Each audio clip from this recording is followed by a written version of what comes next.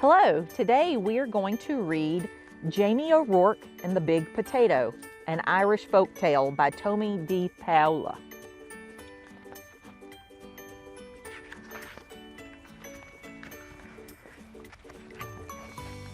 Jamie O'Rourke was the laziest man in all of Ireland.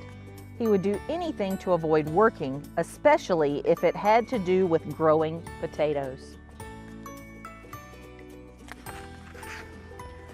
Jamie O'Rourke, his wife Eileen would say, "We'll have nothing to eat this winter if you don't go out and dig up the praties." "Oh, the saints preserve us," Jamie would whine. "Me back is as sore as can be. Sure as I'm telling you, wife, you'll have to dig them up yourself. I'll break in two if I so much as get up out of this bed." So Eileen, who had done all the planting and watering and weeding anyhow, would go out to the tiny garden and dig up the smallest potatoes in Ireland, all because Jamie was too lazy to dig a larger garden and had no money to buy good potato seed.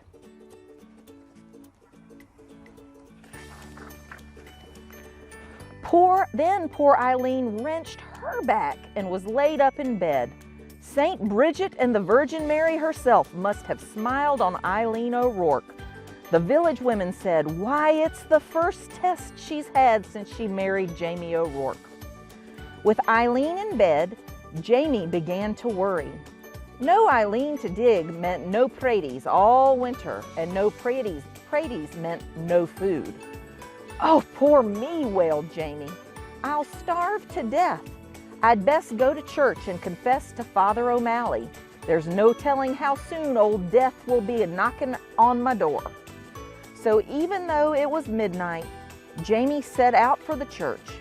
He was about halfway down the hill when he heard singing and a tap, tap, tapping sound.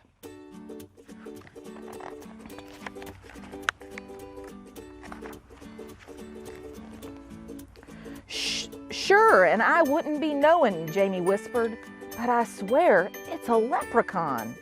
And sure enough, sitting in a circle of ferns in the moonlight was a leprechaun, singing and hammering tiny nails into the heels of the fairy boots he was making. Jamie knew just what to do. He crept up and grabbed the little man by his coattails and held firm. "Let me go! Let me go!" the leprechaun shouted. "Not on your life," Jamie said. "Not until you show me where you keep your pot of gold." Now everyone in Ireland knows that leprechauns make boots and dancing shoes for the fairies, who pay for them with gold. And everyone knows that if you catch a leprechaun, he'll pay for his freedom with his pot of gold. But this leprechaun was cleverer than most. "Oh, please, Mr. Mortal Man," he pleaded. "I'm just starting out making fairy shoes and I only have 1 or 2 pieces of gold in my pot. Won't you take a wish instead?" "Why, what would I wish for?" Jamie asked. "Me, who's about to die of starvation because my wife is sick in bed and can't dig the praties for the winter? And they're such puny praties anyhow."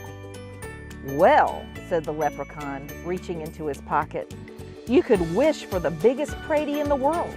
It would last all winter and you wouldn't have to do anything more than plant this seed, water it, and wait." That sounded wonderful to Jamie. "Done!" he shouted. And as the leprechaun dropped the seed into Jamie's hand, Jamie let go of his coattails and off that leprechaun scampered. When Eileen heard what he had done, she was furious. "Jamie O'Rourke, you're not only the laziest man in Ireland, but a fool as well. Giving up a pot of gold for a pratie seed? Well, I'm going to plant this seed and water it, and you'll see," Jamie said. And out he went. And faith, Eileen did see.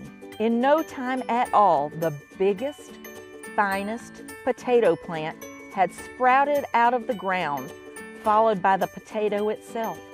It was so big, it pushed up not only all of the dirt in the garden, but the garden shed and the corner of the cottage as well. "Well, surely now it's ready to dig," Jamie said proudly. He hoed all around it, but he couldn't dig that Prady out of the ground. He got a beam and a big rock and tried to pry it out. He pushed and he pushed, but it wouldn't budge. As he was pondering what to do, his neighbor passed by on his way to the village. He couldn't believe his eyes. He couldn't wait to tell everyone in the village what he had seen. And before you knew it, the hill up to Jamie's was filled with villagers coming to see the big potato. "Where did it come from?" they asked. Jamie told them about the lucky night he had caught the leprechaun and how smart he had been. Why, anyone would have gotten a pot of gold, he bragged, but the biggest Prady in the world, well, that took some doing. "However, did you outsmart a leprechaun?" they all asked at once. Jamie hesitated and scratched his head. "We'll help you dig up your Prady, Jamie, if you'll tell us how you did it." And they grabbed shovels and hoes and started to dig. They dug and they dug and they pushed and they shoved until the potato flew up out of its hole. It rolled down the hill faster and faster until it reached the bottom, where it bounced up high and came to a stop, wedged between the stone walls on either side of the road. What to do now?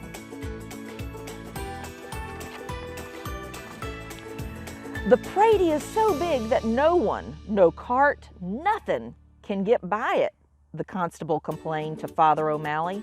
"How's a body to get in or out of the village?" "What should we do?" the villagers wailed. Then they all looked at Jamie and said, "It's your Prady. You'll have to move it out of our way." "Well," Eileen spoke up, "there's more than enough Prady for everyone. Why don't you all take some?" So the villagers sawed and chopped and carted off huge pieces of potato while Jamie sat on the stone wall and watched.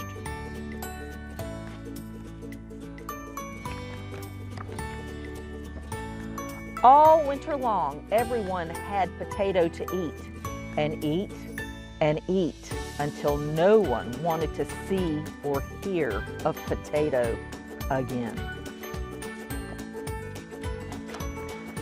In the spring, Jamie said, "I saved a potato eye for a seed, and it's just about time to plant it." "Oh no," the villagers all cried.